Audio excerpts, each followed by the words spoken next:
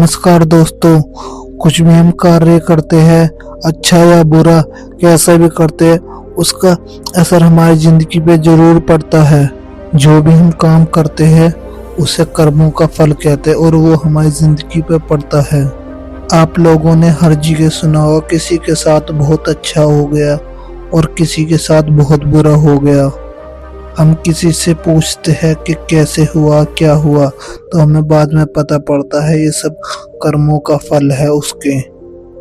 किसी ने बुरा करा किसी के साथ तो इसका मतलब उसके साथ भी बुरा हुआ, यही कर्म का फल है। और किसी के साथ अच्छा हुआ तो उसने किसी के साथ अच्छा करा होगा, इसलिए उसी के साथ अच्छा हुआ है। कर्मों के फल से कोई भी इंसान कभी भी नहीं बच सकता। आज नहीं तो कल हमें कर्मों का फल मिलता ही है। इस बात में कितनी सच्चाई है आज इस वीडियो के माध्यम से हम समझेंगे। एक राज्य में एक राजा रहते थे। वो न्यायकारी परमेश्वर के भक्त थे। उसने अपने राज्य में एक ठाकुर जी का मंदिर बनवाया और एक पुजारी को उसका नियुक्त किया पूजा करने के लिए। वह पंडित बहुत अच्छा था, कभी राजा से किसी चीज की मांग नहीं करता था, बहुत ज्यादा अच्छा था। वो सिर्फ अपनी पूजा पाठ में ध्यान देता था। राजा भी बहुत अच्छा था। राजा के उस मंदिर में उस पुजारी ने 21 वर्ष पूरे गुजार दिए। उसने कभी भी राजा से किसी भी प्रकार का कोई प्रश्न नहीं किया। कुछ समय बाद वहाँ राजा का बेटे का जन्म हुआ। राजा ने अपने बेटे को महान विद्वान बनाने का सोचा।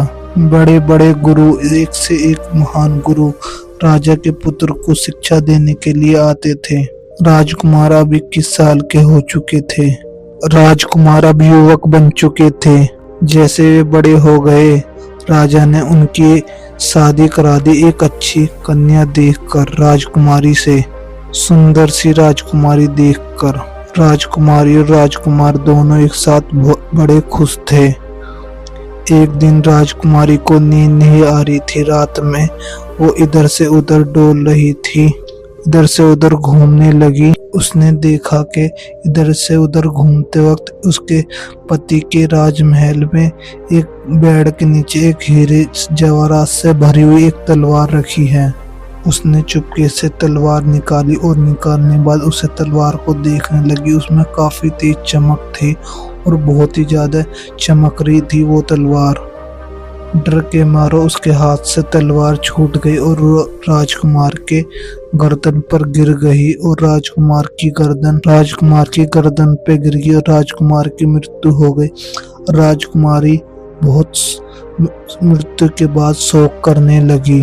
वो खूब रोई और उसने परमेश्वर से प्रार्थना करी। उसने कहा, ए प्रभु, मेरे से ये इतना बड़ा गुनाह कैसे हो गया। मेरे पति की मृत्यु मेरे ही हाथ हो गई। आप तो जानते ही हो, मगर ये सच मैं किसी को नहीं बता सकती। माता पिता और सास ससुर को कलंक लगेगा। इस बात पे कोई विश्वास भी नहीं करेगा।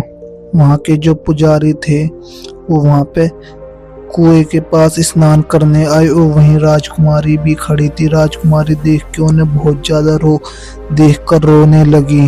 रो रो के कहने लगे कि मेरे पति को कोई मार के चला गया। वहाँ सारे लोग इकट्ठे हो गए और वहाँ के राजा साहब आके उनसे पूछने लगे, किसने मेरे पुत्र को मारा है। राजकुमारी कहने लगी, मैं जानती तो नहीं कौन था, मगर मैंने ठाकुर जी के मंदिर में उसको जाते हुए देखा। सारे इकट्ठे हो गए। राजा ने अपने सेना को लेकर ठाकुर जी के मंदिर में जाने लगे। मंदिर में पहुंचने के बाद वहां पे पुजारी पूजा कर रहा था और उसे गिरफ्तार कर लिया। और पुजारी पूछने लगा, तुमने मेरे बेटे को क्यों मारा। पुजारी कहने लगा, मैंने आज तक तो राजमहल में भी नहीं गया और मैंने उनको देखा भी नहीं। पंडित कहता, इसमें ईश्वर मेरे साथ है, साक्षी है। इतने दिन से मैंने उन्हें कभी अब तक देखा भी नहीं है। पंडित कहता है, बिगर देखे बिगर सुने किसी अपराधी पर अब कोई जुर्म लगाना सही नहीं है। पंडित की तो कोई बात ही नहीं सुनता था। कोई कुछ कहता था तो कोई कुछ कहता था। कोई कुछ कहता था तो राजा के मन में ख्याल आता था कि ये पंडित निर्दोष है। राजा ने सबकी बात सुनकर कहने लगा, मैं तुम्हें प्राण दंड तो नहीं दे सकता, लेकिन जिस तलवार से तुमने जिस हाथ से मेरे पुत्र को मारा है, मैं उस हाथ को काटने का आदेश देता हूँ। ऐसा कहकर उस राजा ने उस पंडित का हाथ कटवा दिया। उस पंडित को बहुत पीड़ा हुई, वो बहुत दिन तक दुखी रहा। वो पंडित अपने मन में राजा के लिए बहुत भला बुरा कहने लगा और उस दिन बाद उस राज्य को छोड़ के वो पंडित चला गया। वो वहां से निकल गया और वो किसी बड़े विद्वान के पास तलाश करने लगा कि मैं पूछूं कि बिगड़ अपराध के मेरा हाथ क्यों काट दिया और मेरी क्या गलती थी जो मेरे बताने के बावजूद भी सब कुछ फिर भी मेरा हाथ काट दिया। उसे किसी ने बताया कि यहाँ से थोड़ी दूर गांव में एक विद्वान गुरुजी रहते हैं, तुम वहां चले जाना। वो वहां पर पहुंचने के बाद उन्हें देखा, वो वहां पर नहीं थे, उनकी पत्नी थी। उनकी पत्नी से पूछा, कहा कि आपके पति ज्योतिषी कहाँ गए हैं। उस स्त्री ने कुछ ऐसा कह दिया जो पंडित के सुनते के साथ पंडित चौंक गया। पंडित हैरान हो गया, मन ही मन में कहने लगा कि मैं तो अपने हाथ कटने का कारण पूछने आया था, लेकिन इनका ही हाल पहले पूछूंगा अब मैं। इतनी देर में ज्योतिषी आ गए। अनेक राम कहकर उन्होंने अपनी स्त्री को कुछ भी नहीं कहा। वे अपनी गद्दी पर बैठ गए जाकर और बोले, पंडित जी बताइए कैसा आना हुआ आपका यहाँ पर।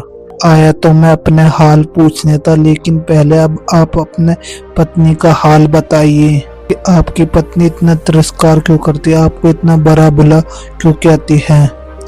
ये पत्नी नहीं मेरे कर्म है, भाई हो या गुरु या पिता हो या गुरु कोई भी हो, ये हमारे कर्म ही है हमारे साथ। ये स्त्री नहीं मेरा करा हुआ कर्म है, भोग्य बिना ये कटेगा नहीं मेरा। जो शुभ अशुभ कर्म है वो ही हमें भोगना पड़ता है। सभी भोगे बिगड़ तो जन्मों का कर्म भी नहीं कट सकता। शुभ अशुभ कर्म है वो ही हमें भोगना पड़ता है। सब कुछ भोगने के बिगड़ जीवन नहीं कट सकता। मैं अपने कर्म अपनी खुशी से सहन कर रहा हूँ और ये कट भी नहीं सकते। इस कर्म का फल भोगना बाकी ना रहे। पंडित ने बोला कि महाराज आपने ऐसा कौन सा कर्म किया था। ज्योतिषी बोला, सुनिए फिर। ये पिछले जन्म में मैं एक कौवा था और मेरी पत्नी ये एक हिरण्या थी। पिछले जन्म में मैं एक कौवा था और मैं बहुत ज्यादा दुष्ट था। जब भी हिरनी घास खाने जाती थी, इसके शरीर पे बैठकर चोंच मारकर मैं इसे दुखी करता था। जब ये इधर से उधर कूदती थी, मैं इसकी परेशानी देखकर बड़ा खुश होता था। मेरे डर के कारण यह जंगल से बाहर नहीं निकलती थी। ये जहाँ पर भी मिले मैं इसे वहीं जाकर दुखी करने लग जाता था। मेरे ज्यादा दुखी करने के बाद ये जंगल से बहुत दूर चली गई, 10-12 किलोमीटर दूर चली गई। वहां से जाने के बाद ये दूर एक जंगल में गुफा में जाकर वहां एक घास खाने लगी, हरी हरी। मैं इसके बिगड़ रह नहीं सकता था। मैं ढूंढते ढूंढते वहीं पहुंच गया, उसी वन के पास। फिर से मैंने इसकी पीठ पर बैठकर शुरू से फिर से चोंच मारी। मेरी चोंच फिर इसके हड्डी में चुभ गई। इसने बड़े अनेकों प्रयास करे। मैंने भी बहुत प्रयास करा निकालने का, वो नहीं निकली। उसने सोचा पानी के प्रयास से ये दुष्ट मुझे छोड़ देगा। ये जाके नदी में कूद गई। वहां जाकर भी मैं अपनी चोंच नहीं निकाल पाया। नदी का पानी तेज होने के कारण हम दोनों बह गए और आगे जाके हम नदी से नीचे जाकर गिर के हमारे दोनों की हम मर गए। हमारा फिर अगला पुनर्जन्म हुआ। ये तो ब्राह्मण ही बड़ी और मैं एक बड़ा ज्योतिषी बना। ये वही पत्नी है जो अपने मुख से गाली निकाल कर मुझे गाली देगी। मैं अपने पिछले जन्म का कर्म समझकर इसे सहन करता रहूंगा। इसका दोस्त नहीं मानूंगा। ये पिछले जन्म का करा हुआ मेरा ही फल है, इसलिए मैं इसे हंसी खुशी से सहन करता रहूंगा। ज्योतिषी ने कहा कि हर कोई अपने कर्म का ही फल भोगता है और अपने कर्म का ही बोलता है। फिर ज्योतिषी ने कहा, पंडित अब तुम बताओ तुम्हारी समस्या क्या है, तुम्हारी परेशानी क्या है। जो पंडित ने कहा कि ज्योतिषी पंडित बोला, मैं एक गांव में एक मंदिर में पूजा करता था। वहां के अधर्मी राजा ने मेरा एक हाथ कटवा दे, बिगर मेरी कोई गलती के, बिगर कोई मेरे कारण के। ज्योतिषी कहते, राजा ने आपका हाथ नहीं कटवाया, आपके कर्म ने ही आपका हाथ कटवाया है। पंडित ने कहा, किस प्रकार? ये पूर्व जन्म की बात है। पूर्व जन्म में तुम एक तपस्वी थे और राजकुमारी एक गाय थी। ये पिछले जन्म की कहानी है। एक आपका लड़का था राजकुमार, वो गायों को मारने लगा। तपस्वी के सामने से जंगल में से निकल के भाग गई एक गाय। वहां से तपस्वी खड़ा था, वहां से वही राजकुमार, एक कसाई आया। उसने पूछा, यहाँ से कोई गाय निकल गई? तपस्वी ने प्रण ले रखा था कि झूठ नहीं बोलो। उसने बता दिया, वो गाय इधर गई है।